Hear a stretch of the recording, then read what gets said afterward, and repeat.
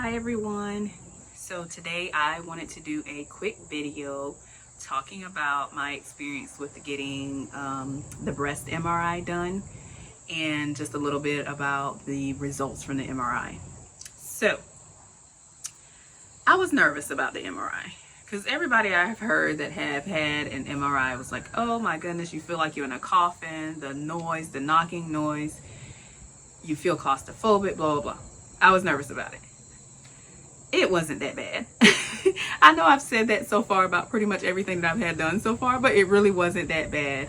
The process started with me checking in at the breast center like I checked in all the other times I had to go. This particular time I was in a different part of the hospital, so to speak, because I was there for the MRI. So it took me back to a whole nother waiting area after I got checked in. Cedric was with me, baby Mateo was with me. We waited in the waiting area until the MRI tech came out to get us. They were excited to see a baby. Apparently they don't see babies often, so the fact that I had baby Mateo with me made that process so exciting for them. I went into the area where they prep you prior to the MRI.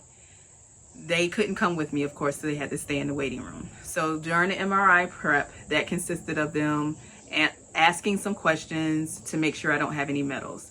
I explained that I have the biomarkers or the biopsy markers in place. So I had three, little biopsy markers, but outside of that, no other metals. They ask a whole bunch of other questions. After that's done, they gave me some pants and two gowns to put on, one that opened in the back, one that opened in, well, they both open. And so they put it on, they told me to put it on where one is covering, the front side of me, put that one on last. So I put the one on like a coat first to cover my back side, that opened in the front. And then there was one that I put on over that opened in the back. Essentially what they're trying to do is keep me covered and, comfortable. And then once I get there for the MRI, to be able to pull that one off and them to do what they need to do with the breast for the MRI. And so they gave me the items to change into, told me how I needed to change. From there, I got a key, or I got told that I could choose a locker, and the locker had the key where I can put my personal items. Once all that was done, to come out, and then they'll, finish the check-in process. And so I did that. I, got changed, put my things in the locker, came out into the room area where they were kind of waiting on me. Sat in a chair, got an IV placed because I was getting an MRI done with contrast, with and without contrast. And so the IV was placed for the contrast. That was easy peasy, no issues there, thankfully. Once that was done and the room was ready, they brought me to like the door of the room and they did a scan of my body to make sure that we didn't miss anything. I answered questions, but of course some people forget things, and so it's good to know that they do another check just to be sure before you go into that room, because we know that the MRI is a big magnet, and magnets and metals, don't want anything being pulled out that doesn't need to be pulled out. And so they did the scan, I passed the scan, and at that point I could enter the room. Once I entered the room, there was a little area for me to set the key down for my locker, and then I could go basically get ready to lay down on the table for the MRI. That process consisted of me, I had to lay down on my stomach, and then there were molds that were there that were like breast molds, that where my breast would basically hang down into that area for the machine to be able to get the scan.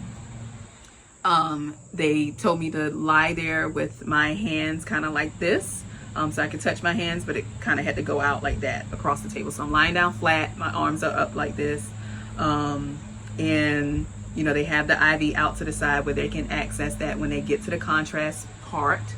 They started it off without contrast, and then about halfway through is where they inject the contrast, and I got the contrast images.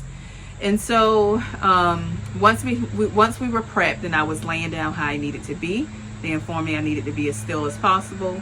The procedure overall would take about 20 to 25 minutes, and that if for whatever reason I needed them to let them know. Now, I will say if you are someone that is going to be claustrophobic, you can get medicine to help you remain calm during the procedure. I did have something called in for me because I had never had an MRI done before. That was my very first time. And so there are times I don't like being in close spaces. And so I did not know if I needed it or not. I didn't take it beforehand though. I wanted to go in pretty much like a G. I don't like to take medicine if I don't need it. And so I did not take it, and I wanted to go in and, you know, see if I can handle it. And so that's what I did. And so I did have the whole MRI done without taking the medication that was called in for me. But I want you to know that you can have it if you need it. Just let your doctor know. And so once I was prepped and ready to go, they slid me back into the machine, and, you know, the process started. Now that hammering that everyone says that they hear, I heard that. I did have an earplugs. I forgot that part. They gave me earplugs to put in as well to kind of help offset the sound of it. And so that did, you know, it was muffled. It wasn't as loud as it probably would be without earplugs. So with that being said, I heard the hammering. It wasn't super annoying. I was able to kind of rest and remain still through it. For me, how I get myself to relax, I either go through biblical verses or gospel songs, or, you know, something along that line. And so I chose to sing gospel songs in my head.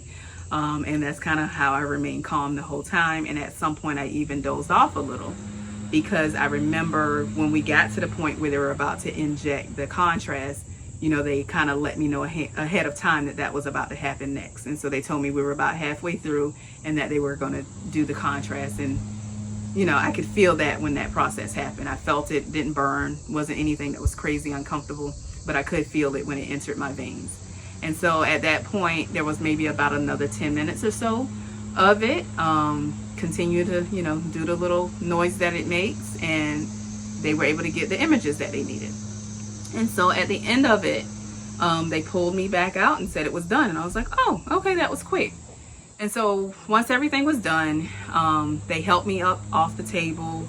I was able to cover back up. They help you cover back up and remove the IV and basically, you know, walk you back out to the room where you can get changed again. And so that's what I did, changed and got back in my clothes, and again was told that I was done, and apparently I did well. They said that they got all the images that they were, you know, that they needed, that they had to get, and so everything went well overall with the MRI. The staff was very friendly, thankfully. Everyone talked about Matea the whole time because they don't see babies often, so she was the talk of, you know, everyone. And so that made for a lot of conversation in between to make me feel comfortable as well. I do remember towards the end, just, you know, them telling me not necessarily a good luck, but more so of, you know, we're hoping that everything works out for the best. And, you know, you have a beautiful daughter, a beautiful family, and, you know, do you know what the next steps are? And I said, I don't know. And so, you know, they kind of, I could tell that they cared. And so again, those are all things I appreciated with the process. And we left out of there and, you know, kind of prepared for the next step. I knew that the next step was me having the meeting with the team of doctors, because this was one more additional test that they needed before they met with me. How it was explained to me was that they would review everything, including the MRI, and come up with what they thought the best treatment plan was for me prior to me meeting with them, so that they were prepared. And so I knew that leaving out of there, and so we left out and went on about our day. In terms of the results, I'll go through it a little bit. I'm not going to read it word for word, but in terms of the results, this is what I gathered from the MRI before I met with them. I pretty much gathered that the MRI, the MRI saw what was biopsy, what I felt. The MRI saw what my radiologist found on the mammogram, the additional area that she took tissue from. It saw that as well. And so the MRI confirmed those masses, invasive carcinoma. They gave some measurements of the size and, how it looked in terms of, kinetics are mixed, persistent, and plateau. A biopsy marker is noted within the mass, and it talked about that with both of them. It also, though, picked up, I guess, the area that I remember my radiologist saying that it was another area, and then even the mammogram saying that it was another area that it was just kind of like, I guess it couldn't really see good. Well, the MRI talked about that area. So less than 1 centimeter lateral to the most posterior mass, there was another 5 millimeter enhancing mass that, you know, that the MRI could see as well.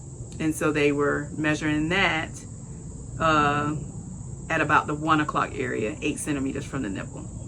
And so with that, you know, kind of being mentioned again at this point, but, you know, showing me that it's a little bit more, where they can see it a little bit more. So it's like, okay, well, that's another area possibly that could be cancer as well that we don't have a biopsy of, okay? And so in addition to that, it says that there are several dominant sub-centimeter enhancing foci in the left upper midline middle depth, greater than background enhancement, which are indeterminate, but suspicious for additional sites of disease. So outside of everything that the mammogram has seen so far, the MRI is saying like, wait, hold on. Like, there are some other areas that we think might be additional disease sites. And so, got that. Now, on the bright side, there was nothing significant in the right breast. They seen some multiple dilated ducts present, but with me lactating, they felt like that was pretty much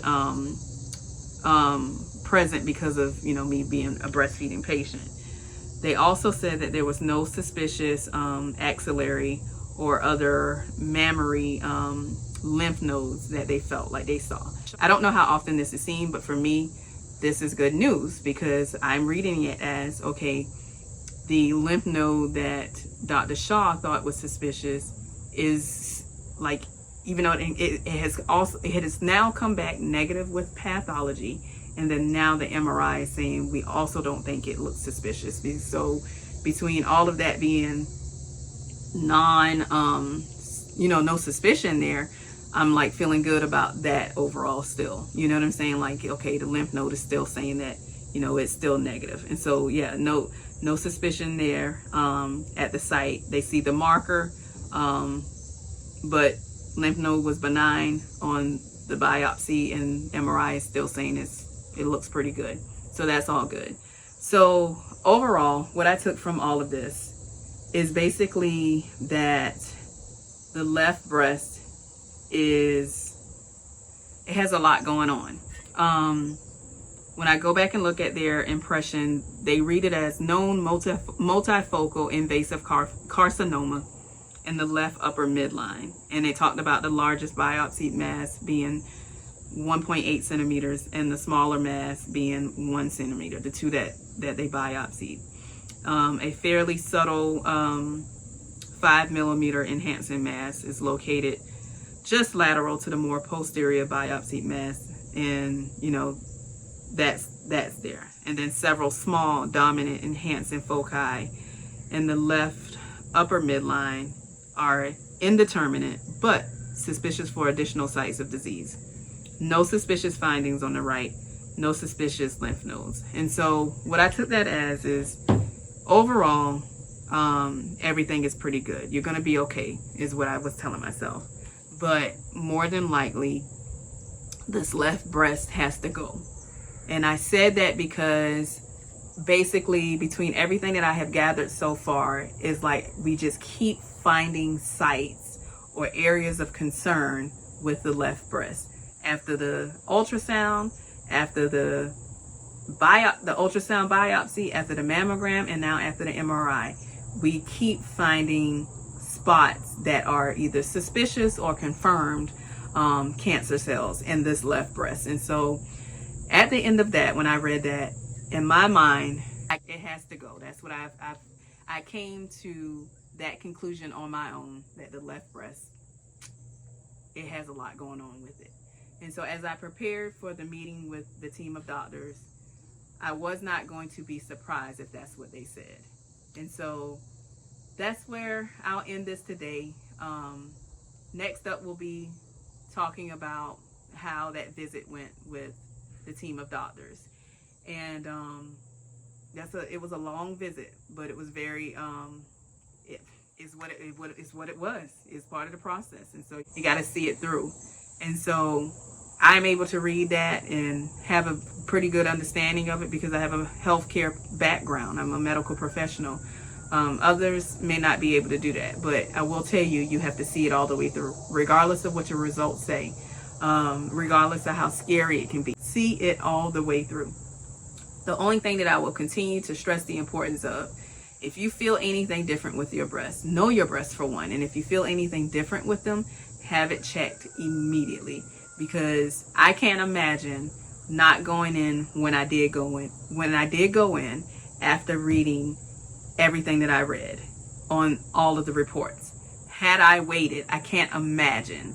I can't imagine. I don't want to imagine. And so I say that to say this. Don't wait. Get checked out. Okay, guys? Thank you. Thank you for continuing to watch these videos, to follow this journey with me. Like, comment, share, hit the subscription button, and let's see it all the way through. Thank you, guys.